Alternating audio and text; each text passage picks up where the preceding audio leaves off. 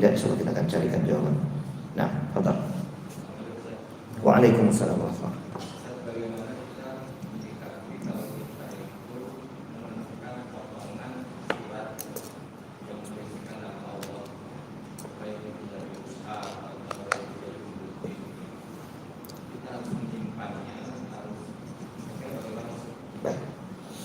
Jazakallah khairan, barakallahu fiik. Para jamaah yang Allah Subhanahu wa taala muliakan. Bagaimana sikap kita kalau menemukan di jalan misalkan ada lafzul jalalah, lafaz yang sangat diagungkan, yakni kalimat Allah. Apa aja pokoknya kalimat Allah, mau tulisan orang, mau catatan kaki, apa aja ada tertulis lafaz Allah. Atau bahkan lembaran-lembaran mushaf, entah mungkin sobekan-sobekan ada lafaz Allahnya dan itu bagian dari ayat Quran malah. Apa yang kita lakukan? Apakah kita letakkan lagi di tempat yang tinggi atau gimana, atau kita simpan? Yang baik dilihat, kira-kira bisa difungsikan apa enggak? Lafaz-lafaz atau kalimat atau lembaran-lembaran tadi bisa difungsikan untuk dibaca dan kasih. Misalkan ternyata yang tercecer ada satu surah misalkan, mungkin bisa dibaca, bisa difungsikan. Surah Ar-Rahman kah misalkan ada beberapa lembaran, semuanya surah Ar-Rahman semua dari ayat 1 sampai ayat yang terakhir. Maka kalau bisa difungsikan dibaca, bisa difungsikan secara sempurna, boleh disimpan.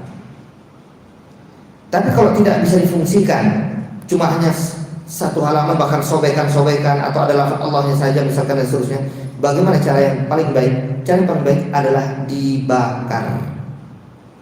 Ya baik, dibakar. Kalau tidak bisa difungsikan, dibakar. Termasuk ayat-ayat Allah Subhanahu wa taala yakni Al-Qur'an atau mushaf-mushaf itu.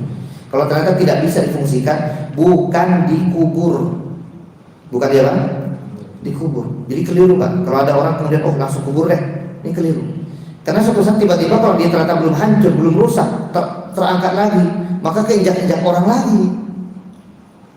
Lafaz yang harusnya dimuliakan terinjak-injak orang, maka enggak benar. Maka bukan cara dikubur. Yang benar dibakar, seperti di masa Utsman bin Affan radhiyallahu anhu ketika beliau ingin satukan Al-Quran agar jangan sampai kemudian terjadi pertikaian atau perseteruan di kalangan para sahabat, disamakan, disatukan. Ini yang kayak gini yang kita inginkan, meskipun riwayatnya banyak. Maka sebagian sampai kepada kita, makanya kita kenal istilah mushaf Utsmani, karena di masa itu disatukan kemudian agar kemudian tidak terjadi perseteruan di kalangan para sahabat. Semuanya riwayat dari Nabi juga.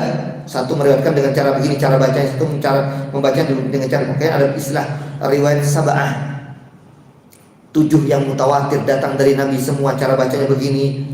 It'am ta'am asyarat masakin, atau ta'am miskin, fidyatun ta'am masakin, fidyatun ta'am miskin, itu semua datang dari Allah Subhanahu, datang dari Nabi kita Muhammad SAW dengan jalur riwayat yang berbeda-beda. Ibnu Mas'ud dengan riwayat seperti ini, Ibnu Abbas dengan riwayat seperti ini, Ali meriwayatkan dengan cara demikian. Tapi kemudian disatukan agar kemudian tidak terjadi perseteruan, dan yang lain dibakar. Ustaz, bukannya malah menistakan ayat Quran dibakar? Bukan. Perbuatan membakar ini dilihat apakah untuk menghinakan Quran atau justru untuk memuliakan Quran. Jika dengan cara untuk meniatkan untuk memuliakan Quran, maka boleh.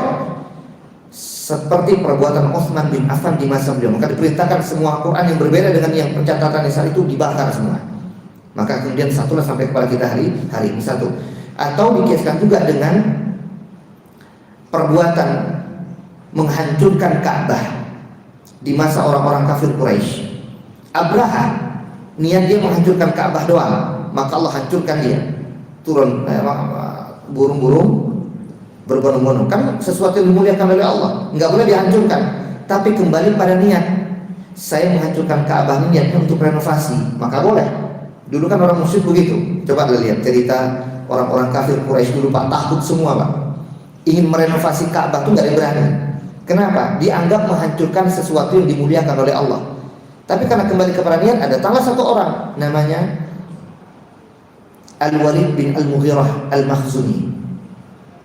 Ini orang, dia datang membawa sesuatu yang besar, dia hancurkan ini. Semua orang kafir Quraisy gak ada yang berani, melihat aja. Kenapa? Ngancurin Ka'bah masalahnya. Tapi karena niatnya bukan untuk menghancur Ka'bah, karena ini merenovasi, ingin memperbaiki Ka'bah. Kalau nggak dihancurin nggak bisa direnovasi. Kayak misalkan kita ingin bangun apa di sini, makan masjid nih, kita ingin perbaikin apa di sana. Kalau nggak dihancurkan dari awal nggak bisa Ustaz. Ya hancurin memang boleh. Tapi kalau niatnya memang menghancurkan masjid, hati-hati kelak di hari akhir. Kalau niat menghancurkan masjid ya. Nah ini beda pembahasan. Jadi niat. Sama seperti orang membakar Quran, itu niatnya, makanya hati-hati jangan divideoin. Nanti malah jadi pasal ya kan, menistakan ayat-ayat Allah. Tuh lihat, seseorang sedang membakar Quran. Bukan, niat dia ingin memuliakan Quran agar jangan diinjak. Apalagi sudah banyak yang sudah terpotong-potong, yang terlepas sehingga sudah tidak utuh lagi mushaf. Maka untuk mengamankan dihancurkan sekalian dengan cara dibakar. Adapun yang dihancurkan menggunakan mesin bisa jadi tidak utuh, Pak. Maksudnya ketika dicincang-cincang bisa jadi ada serpian-serpian masih lafaz Allahnya masih ada gitu. Maka yang paling aman tetap dibakar. Kalau dibakar habis jadi debu, nggak akan lagi terbaca lafaz Allah, mana nggak akan ada, karena kan udah jadi debu, udah jadi pasir, jadi tanah. Nah, ini udah otomatis yang paling bagus dengan cara dibakar. Tapi tentu jangan sengaja injak-injak. Ini kan di foto orang, di video orang, kita dianggap menistakan Quran. Makanya jangan difotoin ketika membakar Quran dengan niat, meskipun niat kita untuk memuliakan Al-Quran ataupun memuliakan lafaz-lafaz Allah. Yang paling bagus dengan cara dibakar, maka antum bakar. Apalagi nih, tulisan-tulisan yang justru bentuknya jimat. Karena biasanya jimat, Pak, nggak lepas dari lafaz Allah. Jimat tuh, jangan salah, orang buat azimah, azaim, tiwala dan semacamnya, yang kadang dikalungkan, kadang digelangkan, ya. Itu semua biasanya adalah lafaz Allahnya, bahkan dari ayat-ayat Quran. Cara menyelamatkannya adalah dengan cara dibakar. Saya pernah ada sedikit cerita ya. Ada seorang preman, dan mudah-mudahan dia bertaubat, ngakunya udah taubat kita. Dia dapatkan satu jimat, dikasih orang. Saya bingung mau diapain Ustaz, dia bilang. Di sini kasih saya jimatnya, saya bilang.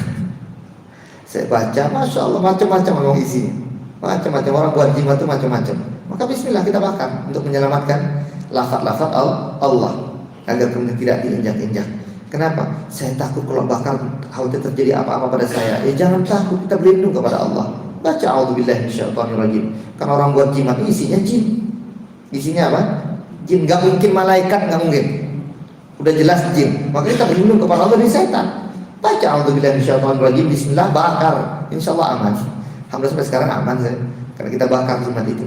Jadi orang kadang takut untuk membakar jimat, padahal isinya biasanya adalah lafaz-lafaz Allah Subhanahu wa taala. Nah, intinya cara menyelamatkannya bukan malah disimpan, karena simpan bisa jadi nanti kan nggak dipakai masalahnya, Pak. Lafaz-lafaz itu nggak dipakai, kecuali kalau bisa dipakai tadi. Satu surah misalkan lengkap utuh bisa dipakai keseharian, itu baru bisa dipakai dipergunakan. Tapi kalau nggak bisa, maka baiknya dibakar. Itu cara yang paling baik ya. Wallahu a'lam. Yang lain, kalau saya